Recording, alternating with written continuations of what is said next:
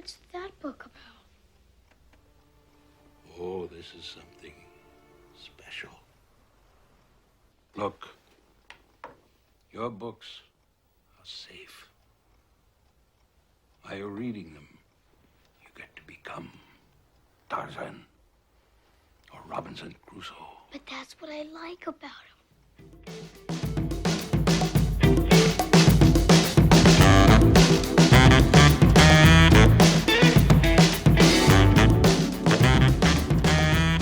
Katrina Porter. Hi. Hi, Anna Serene. Welcome to Split Happens, everyone. Well, welcome, everybody. Each episode, Katrina and I talk about a movie that both of us love, but one of us draws the short straw and plays the con and has to name its faults. And be warned, listeners, many of the so-called faults are absolute nonsense. Yeah, they are. It's hard. This is hard. It is. We have one solo rule that we must follow now. The con only has to attack during the synopsis, and during that time, the con can't say anything nice about the movie. If they slip up and say something positive, they will now have to say something nice about the movie they hate the most. Mine is the garbage heap of a remake, 2010's Clash of the Titans. Mine is Hannibal, and I actually refuse to know what year it came out because I will not learn any facts about it. You will know that the pro has caught a rule break because they will push a big red button and it will make this sound. I'm in a glass case of emotion! Oh. You know what I've noticed? Whoa. You are way better at paying attention to when the button should be pushed than I am. I think you're a slippery little rascal. I bet you get a lot of positives by me and I'm not paying attention because I can only focus on one thing. And you've got that old multitasking mom brain. Are you insane? I forgot that I was supposed to be attacking 5 seconds into 7. That's not your fault. Anna, it's not your fault. Hey, speaking of attacking, Okay. I am attacking this movie today Good luck. because Katrina is faster on the draw than I am. So I am going to drag this movie, maybe as much as the movie drags on. Okay, well, I'm going to tell you what the movie is, but there's absolutely no segue between the nonsense you just said, because we are doing 1984's The NeverEnding Story.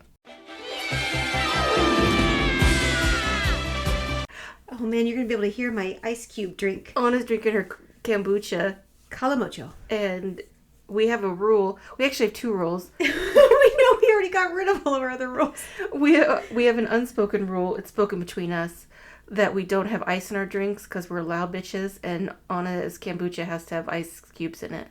Yeah, it really does. Because otherwise it'd be gross. It'd be gross. It's And sangria and Coke. That doesn't sound very appetizing to me. it is delicious. Okay. It is absolutely delicious. Okay. Yeah, so we're doing The NeverEnding Story, 1984. I would have been 7, and you would have been 6. Yes. I loved so much watching this movie.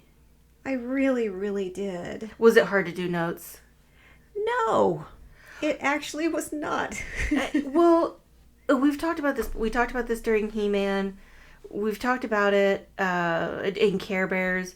When you're trying to find cons for a kids movie, or and NeverEnding Story is a kids movie, albeit kind of scary at parts.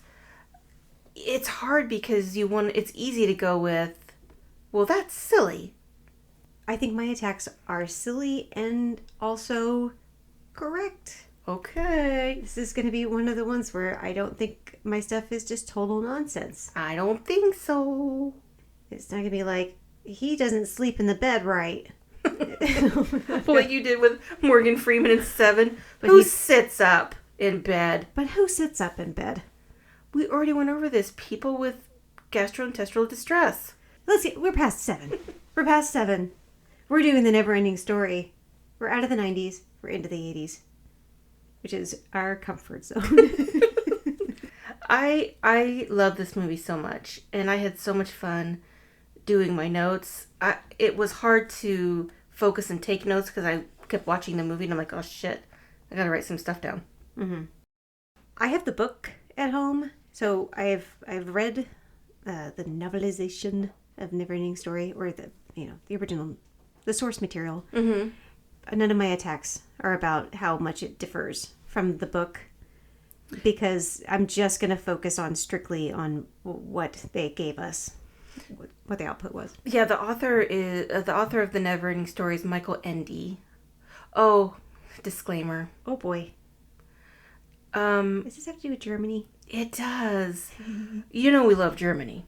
We do. And because I love Germany so much, and the people that listen to us from there, I made a point to not put any names in my notes where I could mispronounce or offend anyone in Germany. Oh, I hope you do. I was like, oh, I'm going to write this person's name down. Nope. No, thank you. I felt relatively comfortable with the director's name, Wolfgang Petersen. Oh, he's great. Well, I felt like I couldn't screw that name up. Wolfgang Petersen. Yeah. R.I.P. Oh, he's no longer with us, huh? No. He died last week. Oh, that's right. Yeah. Yeah, he died last week. Gosh, we're late with NeverEnding Story. I know. Oh, no. We are vultures. It's my fault. We were supposed to do this movie like 2 weeks ago, and I switched a movie, and here we are. If you want to know what we're really like, when somebody passes away, we're like, oh man, that's really sad. And then our next thought is, oh shit, I wish we would have recorded such and such. I cannot keep any of this in. Why? This seems so fucking heartless. No, because our first thing is that we're sad. And then we're like, oh shit, I wish we would have done NeverEnding Story already. Yep. Definitely said first. Oh, 1,000,000%. This movie at the time, so this movie was almost entirely filmed in Germany. So some people consider it a German film. It was definitely at the time the most expensive movie ever filmed in Germany. And the audience, it brought out the biggest audience that it ever had for a movie at that time. In Germany or just in general? In Germany. I see. Yeah. So the budget was $25 million, that's US dollars, and it made $100 million. Woof. So it did great. So I have got some trivia riddled all through my notes. Riddled. Mm-hmm. So you're probably ready to go. I am. Okay. I would just like to say that I did not do a drinking game for this. You owe me one for 7. What? Yeah. First of all, didn't agree to it. The drink just showed up right next to my elbow, and I was like, well, what am I going to do now? Drink it. Right. That's what I did. What am I going to do? Not drink it? Right. I could die. Probably die. Well, no drinking games with this one. And also, no retireds or foxtrots or any other problematic, troublesome words. I know. Yay! That's like, how did that happen with an 80s movie? I know. This is a unicorn movie. I know. I really, really do love this. But I'm gonna give it a little attack. You sound super confident. All right, let's do it. Play the fucking song. All right.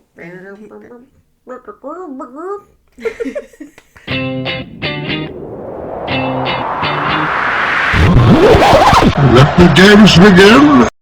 The opening. It opens with one of the best movie songs ever. It is a movie song. By Lamal. Yes, I know who that is. Did I say his name correctly? I think so. It's what is it when you switch it when you Yahtzee the letters? I think it's like a mixy-uppy. A mixy-uppy. Yeah. Yeah, his name is a mixy-uppy. Okay, Of yeah. like other, because he's the lead singer of Kachagugu. Kachagugu. This song smacks. Depending on how popular Kachagugu was in the country that was playing the song, they would either say the song was by Kachagugu or Lamal. Oh. Yeah. Oh. A scandalo. I know. Oh, my goodness, that was close. You almost did it already. Woo-hoo. no. So this song had a little bit of a resurgence recently in season 3 of Stranger Things, when the character Dustin and his girlfriend sing it, and then It was so cute. it's on that cute. show. On that, yeah, that's okay. You can say that. I was delighted, and he had a very lovely voice. He does. And I love that one of the lines is, "There upon a rainbow is the answer to a never-ending story." But there are no rainbows in this movie. Yes, there are. There's 3. There's 3. I can see it in your face. I can see it in your face. Oh, you goddamn liar. You goddamn bitch. I have a question. Yes. Do you ever hear a song, and especially like a super wholesome song, and then like change up the lyrics? Oh my god. Like every day. Do you really? Yeah, I really do. I do it at work all the time. I love doing that. Usually I'll make it like kind of inappropriate, and so I just sing it to myself, but... Well, ours at work is more like, because it's always about gloves. It's always, so any song that has love in it. It's a lot of Air Supply. I'm all out of gloves. I'm all out of gloves. Or, here they are, the medium gloves. It's a lot of glove-based parody songs. I have a follow-up question. Yeah. Why do you listen to so much Air Supply at work? Why aren't you? Taste? The lead singer of Air Supply did not die tragically for you to like pull that nonsense. Oh, damn it, I wish we would have covered that Air Supply album. I don't think he's dead. No, I think he's still alive. Oh, is he? I have no idea. Should we actually get into the movie? Shall we? Okay, it starts with Bastian, who's played by Barrett Oliver, who was supposedly a dream to work with. Super easy. He was in a lot. Yes. Then, so I imagine he probably had a good understanding of the industry. He was in Daryl, right? Yeah. I love that movie. Daryl. He was in Cloak and Dagger. Yes. He was in a really, really great episode of, I think it might have been the Twilight Zone remake. Or amazing. I think it was. It was called Grandma, but it was like his grandma's possessed, and it was an unusual one for sure. And he was like stuck alone. It was scary. I do remember that. Bastian tries to tell his dad that he had a dream about his deceased mom, and Dad clearly went to the Joan Crawford School of Empathy. Holy shit. Because he's like, okay, we're moving on past that. Yeah, I guess he didn't have time to give any sympathy or, love and attention because he was too busy making a smoothie with orange juice and raw eggs. Yeah, it's a breakfast of champions. Orange juice and raw eggs. I'm going to throw up everything I've ever eaten. So Bastian's mom died, and his dad copes with that by being a hard ass to his grieving son, and then making homemade ipecac. It was also, I think that was Major Dad. From the TV show Major Dad. Yeah, Gerald McRaney. If you say so. Yeah, because when I was watching this, I cannot separate actors.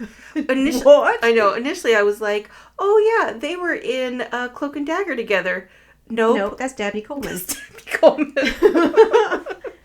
He is great in that movie. He is. Bastian runs into these 3 little assholes who try to take his money and throw him in a garbage can. Yeah, they're a bunch of little fuckers. I hate those kids. I can't believe those little goddamn demon seeds actually lived through this movie. That's a criticism. Bastian escapes, and he hides at the happiest place on earth, an independent bookstore. Yeah, and then what does he do in this bookstore? I'm going to tell you right now. Mm-hmm. Hot take. I love this kid. Bastian? Yeah, Bastian. He's like, oh, I got to get rid of these bullies. Let me go to my safe place. I'm amazed that you're able to find love for him, since we have so very little backstory and getting into his. There's almost no character development. Yeah, exactly. That's what I thought. We're literally 4 minutes into the movie. I know. Well, we have the song. There hasn't been time yet for backstory. Well, what does he do in said bookstore? I don't know why we didn't have some character development that opening song. Excuse me. We were no minutes into Legend, and we got an entire half of a book of backstory in that one. I believe that was into the movie. I believe that was one of my criticisms. We had too much information. Okay, your question is, what does he do in the bookstore? Well, Yes. he meets a bookseller. Mm-hmm. And the bookseller tells Bastian that the books he reads are safe, whereas the books he is reading you can't escape from. And that little rapscallion is hooked. Fucking gatekeeping bullshit. What? The books you read, you cannot understand these books.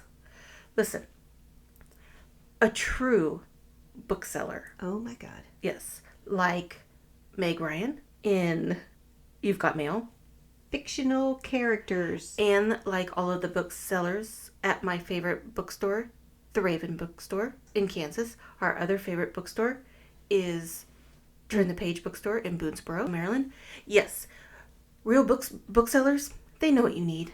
Oh, okay. So he's kind of steering him in this direction. So I guess Bastian just buys the book. No. Oh. He doesn't buy the book? No, because because- he just leaves without the book? No, there wasn't a price tag on it. That was the character development that they cut out because they needed another Luck Dragon scene later on. So, Yeah. but in the in the unedited version, he's like looking at the book and he's like, "Oh, where's the price of the book? I really want to pay for this." And he's like, "Oh crap, I really gotta go. I'm gonna leave this guy a note." That's very responsible. He steals the book. Okay. So it's okay to shoplift just because you're being traumatized by a bunch of little assholes? Listen, a book reader knows what a book reader needs also, just like the bookseller knows what the book reader needs. And that book reader, who's Bastian, knew that he needed that book and that the bookseller, knowing what he needs, would understand. Perfect. So next time I take my children into a bookstore, I'd be like, just grab whatever you want. You know what you need. Yeah, they know what you need. Just don't do that at Raven. Bastian heads to school and he hides in a bitchin' attic and starts reading the book. First, he fucks off the math test that clearly he's supposed to be taking. He's grieving. You know, on one hand, Bastian's like you because he does love books. Yeah. And he would go to extreme lengths to read said books. Yeah. But then again, you would never skip school, and that attic is filthy as fuck. I did notice that. Mm-hmm. Lots of cobwebs. He's a prime example of a kid or a person that just really needs escape. Like this book, I mean, this is going to sound so corny, but I honestly believe that sometimes books come along when you need to read them, whether it's like something that's informational or inspirational or just an escape. Tell me a story, Katrina. Cut to Fantasia, where the story is based. There was another name for Fantasia that's a German word, and this is one of those times when I didn't put it in my notes because I didn't want to mispronounce it. I thought it was just Fantastica in the book. There's no way it was that easy. In the book, I think it is. So Fantasia is where the story is based. We meet Rockbiter, Yeah. who's a big-ass stone guy who can't drive. Yeah. What's wrong with Rockbiter? Nothing. Okay. And then we meet Teeny Weeny, who's played by Deep Roy. Is it really? Yeah. No shit. Yeah. Oh, I didn't catch that was him. He was young. He was young. My goodness. Yeah. For those, talk about controversial. I am one of those people that likes not as much as the original, so don't burn me at the stake. We already talked about this. I like the new Willy Wonka, and Deep Roy is the Oompa Loompa. And then he has a snail. He has a snail, and then we meet Nighthawk, who has a bat. Yeah. So the rock biter, just to be clear, he happens upon a super veiny snail and Mr. Fancy Fuckington, who's riding the snail, and then their meth head friend, Hobnobbers. Nighthawk. Put some respect on his name. I didn't write anything down for his name. I just wrote meth head. Why? That motherfucker was tweaking, and I want you to go back and look and tell me differently. No, he wasn't. They're scared of the nothing. Yeah, I actually don't remember anything that they said because I was bored to death. Rockbiter says his land has been destroyed by a nothing, and they all decide to visit the palace for help, the ivory tower. Yeah. We see storms rolling in, and originally that was not supposed to represent the nothing, as the nothing is an invisible force. The gang arrives at the castle where the Empress lives, and a bunch of Fantasians are there to bitch about the nothing. What in the spirit of Halloween fuck is going on with these costumes? These are awful. Anybody that has more than one face on their costume, it looks ridiculous. Do you want to know who's in this scene? Yoda, Mickey Mouse, Chewbacca, C-3PO, Ewoks, E.T., and Gumby. What the fuck? Yeah. So did ILM do like their special effects or something? I have no idea. I mean, if they're using that intellectual property, I have to assume. I mean... And also a Disney character. Wow. Yeah, and Gumby. Let's not forget about Gumby.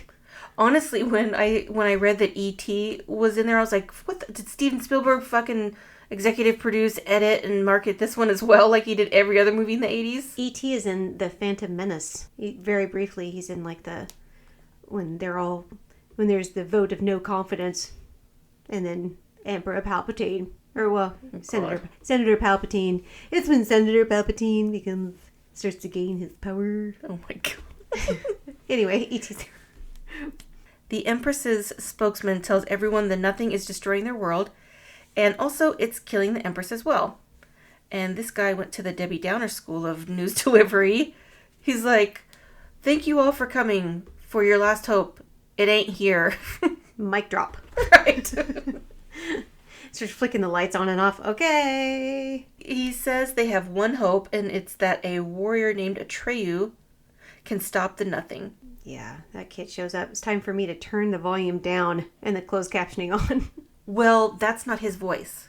Atreyu? Atreyu. It's completely dubbed over because his voice was higher pitched, probably going through puberty.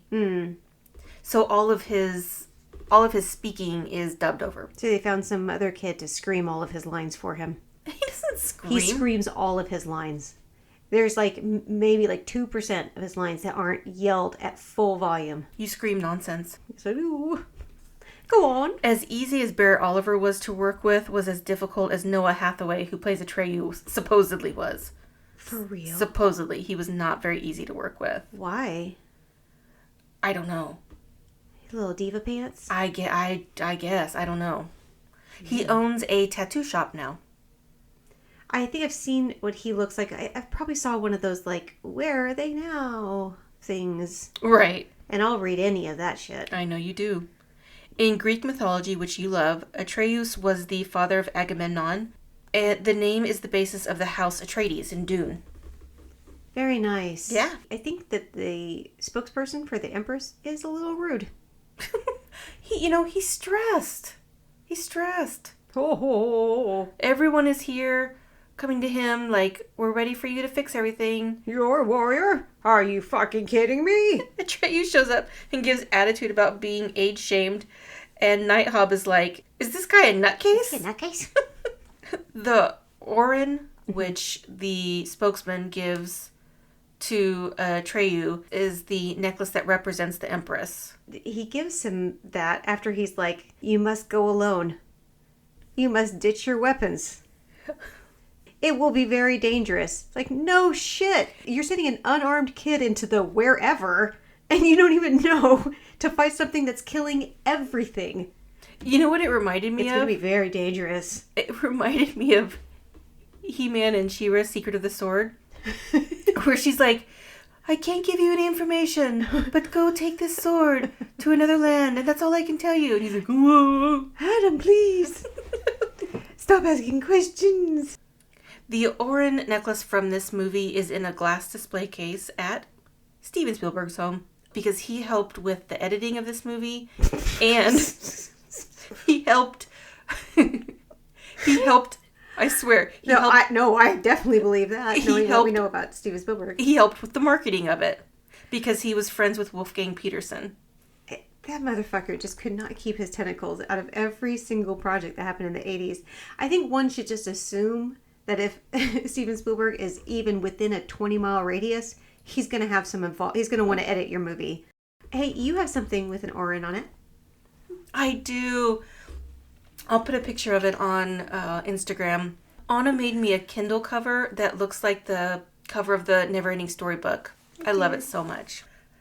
Atreyu takes off, and we see the creature of darkness, which is Gamork, who's a grumpy-looking bastard. Yeah, thank you so much for being in this, Gamork. Gamork is the gift that keeps on giving if you need to criticize this movie. Boy, is he ever. He is the hench dog for the Nothing. Cut to the Swamp of Sadness. Yeah, lots of cutting. Everything is extremely rushed in this. No, I don't think so. Absolutely, as you can't gain any feelings for any of the characters. Can't. There's everything is super, super rushed. Okay, so question. You didn't feel bad for Bastian at the very beginning when he clearly wanted to talk about his mom and his dad shut that down?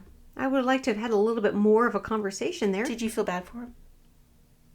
No, I was too busy focusing on that weird smoothie. And you don't feel bad for anything that happens in the next scene, which is the saddest scene in cinematic history?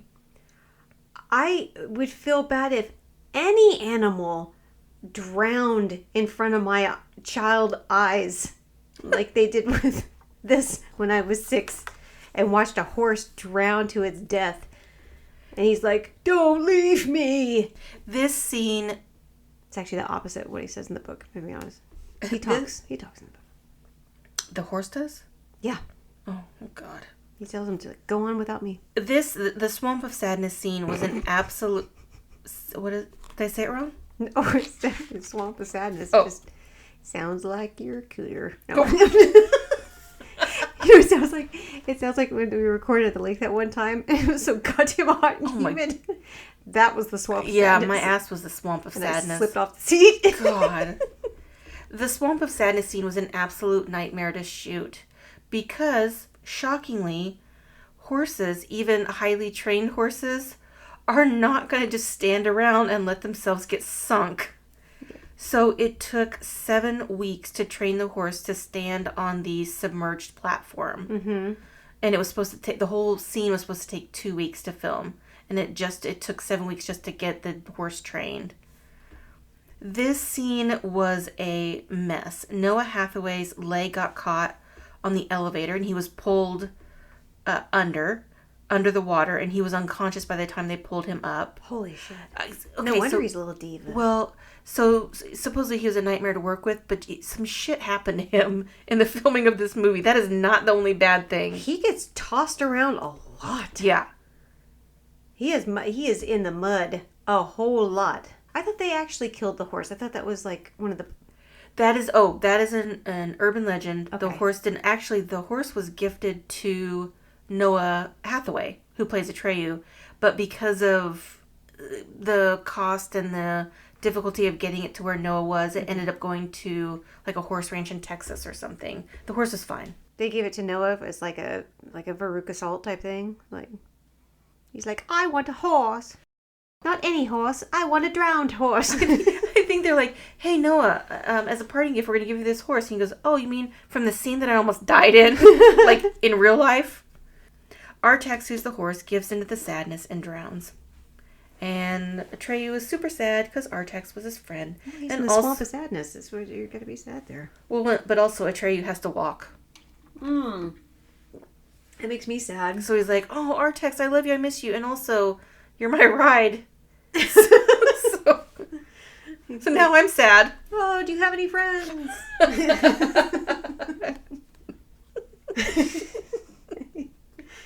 Atreyu sees we're not right. No. I like to think he's talking into the orange. Like, I need another horse.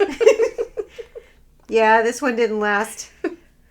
I don't care what... No, I want a white one. I mean, if I have to pick, but, you know. Not a pony. No, not a pony. No. Atreyu sees a big-ass turtle, Morla, and it freaks Bastian out, so he screams, which Morla and Atreyu can hear. Yeah, no shit. Which confuses Bastian even further. Because Bastian's like, what? It confuses me. How is the turtle what scares him, not that goofy-ass Gamork or the rock biter or the nothing or the meth head from earlier. Bastian has seen a lot of shit, but he's not seen a gigantic turtle. Morla is a bitchy queen who snot rockets Atreyu out of a tree, but does tell him that he can't help, but the Southern Oracle can, except it's 10,000 miles away.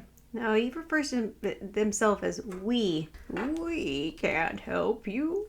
He's like, we? Is there someone else here too? And she's like, no, we're just clinically insane. And Atreyu's like, my horse just died and I've got to walk. We don't care about your horse. Cut back to Bastian in the attic, who is a little spooked by the storm, but he's motivated by Atreyu to be brave. Speaking of Atreyu, he's in his own swamp of sadness and Gomorrah is coming after him, but Falkor, the luck dragon, arrives and saves him. What? Falkor, my God. What? I am going to tread very carefully with Falkor. What's wrong with Falkor? What's wrong with Falkor? In the context of the movie, great.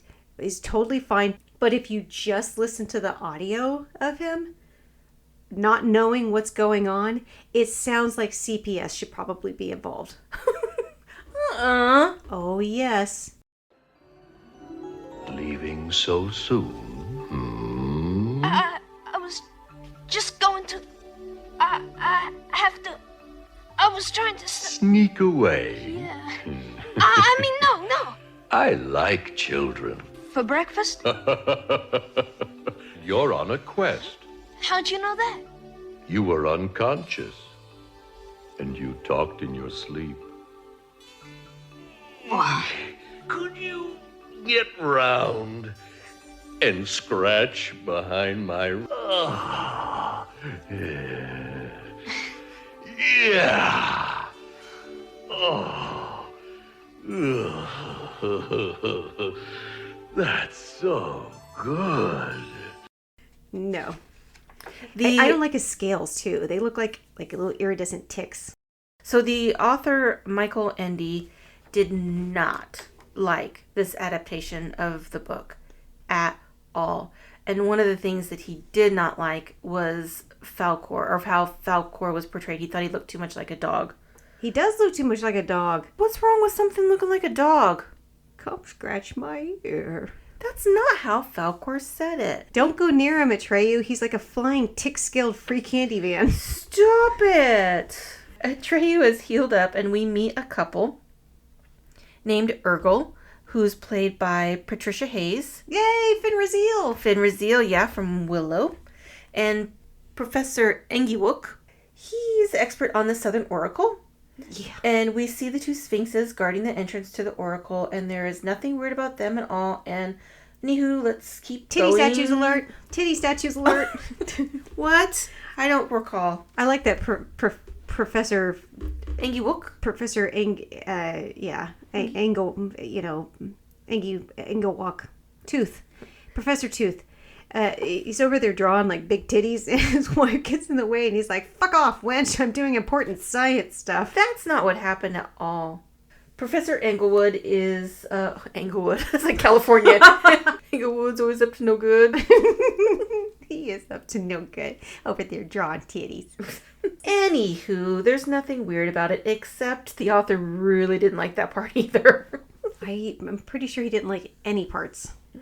Englewood tells Atreyu, you have to believe in yourself or the Sphinx will blow your ass up.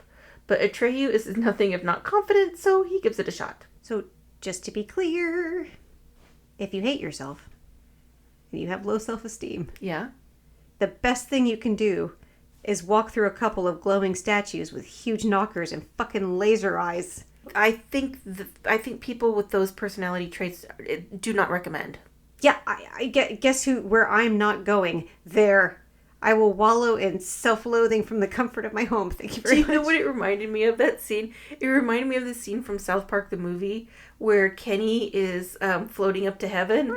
And it's like there's like all the big boobies. He's like, you're going to hell! And then the Metallica song plays.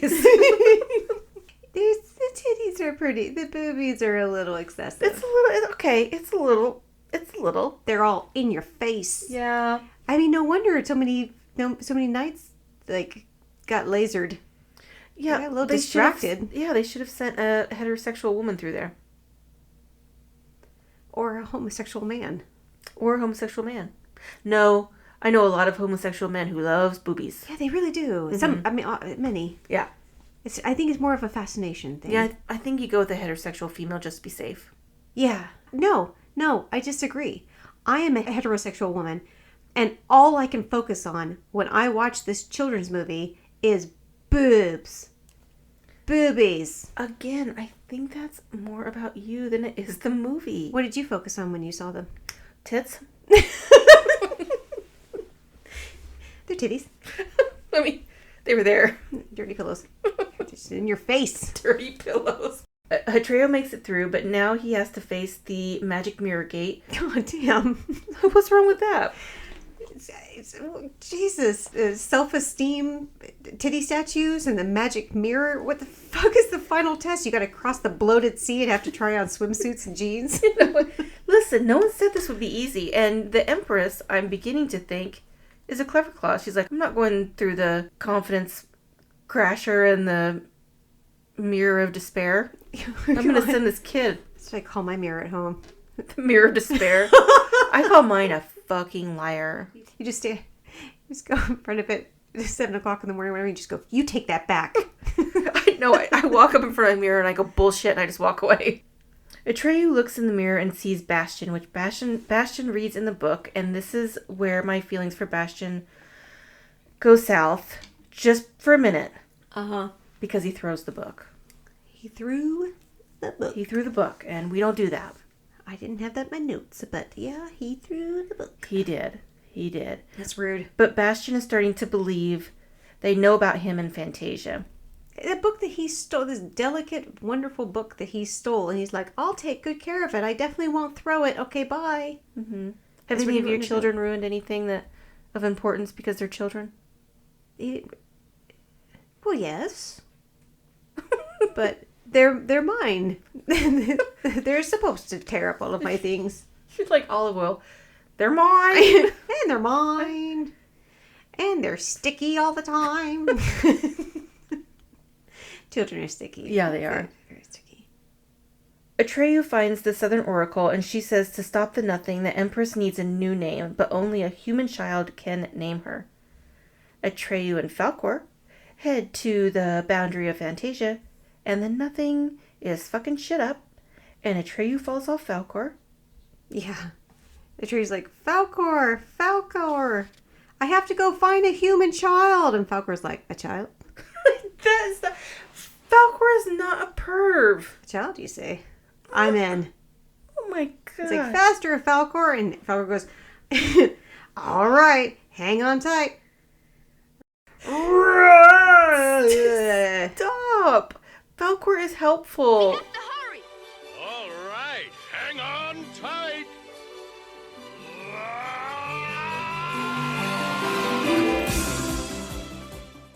I practiced that Falkor roar none times, but until now. But I meant to.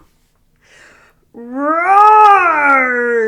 They're going through like every possible landscape. Like they're going through freezing snow, like snowy mountains, and Atreyu's like, yay! Just grinning away. Not cold, not affected. He's a warrior. You're a warrior, and as soon as anything that's in the negatives, any kind of cold weather hits, and you're like, fuck this. I'm going to go back inside. This is the snow of despair. Yeah. Atreyu meets Rockbiter, who isn't doing so hot. No. And she's sad. He's sad. Sad because the gang got. And Atreyu is like, yeah, turns out I'm not actually good at this. Rockbiter's like, they look like big, strong hands. This scene is super touching. I love this scene. Where the Rockbiter scene where he's talking about how his hands look like big, strong hands. And I think it's a great scene because you can really, it feels like despair. They look like big, good, strong hands, don't they? I always thought that's what they were. on to them.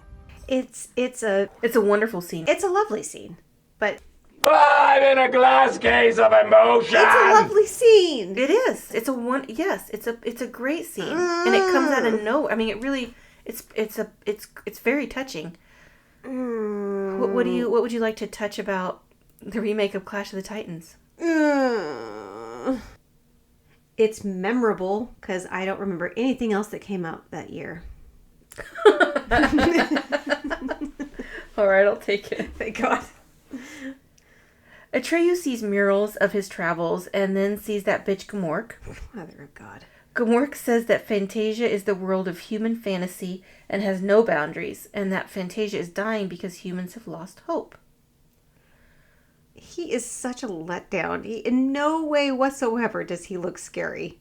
I bet we were scared by him when we were a kid. No, we were not. He looks like a wolf, but like a wolf that was drawn by like a 10-year-old. His animatronic mouth is ridiculous. It is ridiculous. And the death scene was the biggest bummer. You know what his death scene was like? The last season of Game of Thrones. You mean the death scene of Gmork? Yes. Okay, well, Gmork was so heavy that they could only do one take. Because it was hell for Noah Hathaway, and Noah Hathaway almost lost an eye. Because in this scene, he gets scratched by the claws of Gmork. And Noah Hathaway really went through some shit filming this movie. For nothing, my God. Falkor saves Atreyu, and it looks like Fantasia's not going to make it. Atreyu makes it to the Ivory Tower where the Empress is chilling. Yeah. Here's a little bit of Empress trivia. I don't have the actress's name, so sorry about that. She didn't act after this for like 20 years because she had no interest in acting. She was a dancer. She's still beautiful. Yeah. Oh, she's gorgeous. I know her teeth were flippers. I know that. Well, because of her age, she lost her 2 front teeth before the filming started. Oh. So she had to wear falsies. They didn't look like it, though. Mm-hmm. The Empress tells Atreyu that the Earthling has been with him the whole time, and Bastion is mega tripped out. Yeah. The Empress says Bastion is part of the NeverEnding Story, and Bastion needs to give her a name. What somebody needs to do is tell Atreyu to stop yelling every single line. Every line. Listen. He lost his horse. He was yelling before the horse. He had to walk a long ways. He had no weapons. Covered in snot.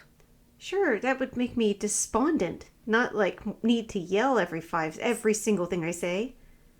We all handle emotions differently. Bastion calls out... Yeah, what does he call out? Was it... Bastion calls out Moonchild, which is the name of his mom. And then Bastion meets the Empress. His mom's name was Moonchild. Yeah, so this came out in 84. Mm-hmm. So mom would have been a product of the 60s.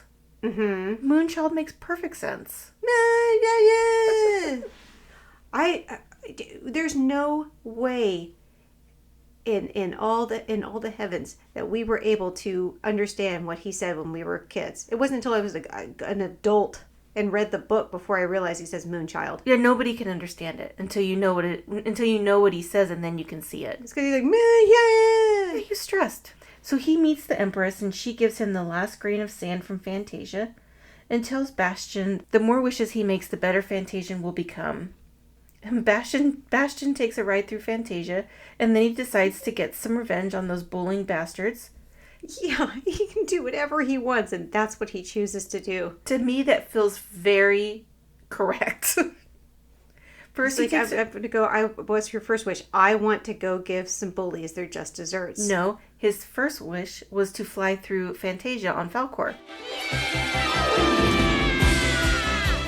His second wish was to go get some payback from those little bullying bitches. Yeah, you should look at her with a serious face, be like, I'm not kidding, bitch, I'm going to kill him. Falkor's like, okay. Oh, what will you do with the bodies? Falkor is not a perv. You say so. If you haven't seen The Family Guy, where they do the thing of Peter writing Falkor, is one of the funniest things ever. I have not seen that. Yeah! You're a little too heavy, buddy. Yeah! We're going down. Yeah! Well, guess what? Whoa. That's the end. Yeah! It's done. Yes. It's over now. Oh, yay! Only one button push. Only one button push. I should have gotten two. I said something else I probably shouldn't have said. I am very generous. You don't think Falkor's really pervy. Of course I don't. But how they portrayed it in the movie is so unsettling. It's a little strange. Where are you going? Get back here. It's like mouth from the Goonies. Come here and give me a kiss. Mikey! Mikey! Bastion! I love this movie. You had good points. Oh, thank you. Yeah. Okay. Yay. Can I tell you that when Bastion, little Bastion, screams out, yeah, he was like, I will save you. I will do what I dream. And I must be like emotional right now because I was crying. I know. I was crying. Me, her. I think, by the way, just an aside, every time you say Little Bastion, I think of Little Sebastian from Parks and Rec. There's a song from the 90s called Little Bastard. Oh, I remember that. Honestly, the rock biter scene towards the end when he's... oh, God. Yeah, when he's talking about his hands, that really kind of got to me. It definitely got to me, yeah. And yeah, but all of the stuff with Bastion, I felt bad for the kid. I was supposed to have my tear ducts removed. I know. They grow back. What? Yes, fun fact. No, they do not. I read it. No, I had them removed. I was told I was to understand I would never shed another tear. Nope. And now I'm blind. But no tears. Hey, this movie is a delight. It really is fun. It is a little slow. It's a little slow. I think especially probably for youth now, it probably would run a little slow for them. I agree. Now, I was going to say something about the book, but I think it's important to say the movie only covers like half of the book. And the half it covers is not super true to the book. It is not. So the author really had reasons to be pissed off. I love what they did, but... He did, but my God, in the movie's defense, and I mean this entirely, and I love the book, I would have ended it in the middle because the second half of the book, he's a little prick. Bastion is. Mm-hmm. He gets drunk with power, or he gets so involved about. He's almost like, Muad'Dib in Dune. Like he gets really, really into himself, and then to the point where he forgets. If I remember correctly, he forgets his name. Bastion, like he almost loses himself entirely. But he's kind of a little fucker. So this was probably a good place to stop. I love this movie was filmed in Germany. Yeah, Deutschland. Just because we love the Germans. We do. Mm-hmm. I'm going to finish drinking my Calamocho. That's silly. Yeah, actually, I probably won't because I got a big gulp version of it. Did you see this glass? You poured it like David did for Detective Somerset in 7. I already admitted that was me. This was great. I always love doing this, and I can't wait for our next movie. Can we give a hint? It's going to be an 80s movie. With that, I can guarantee. And I know Anna's going to have one valid criticism, and I know what it is already. All right. Bye, Katrina Porter. Bye, Anna Serene. Bye, everybody. Bye.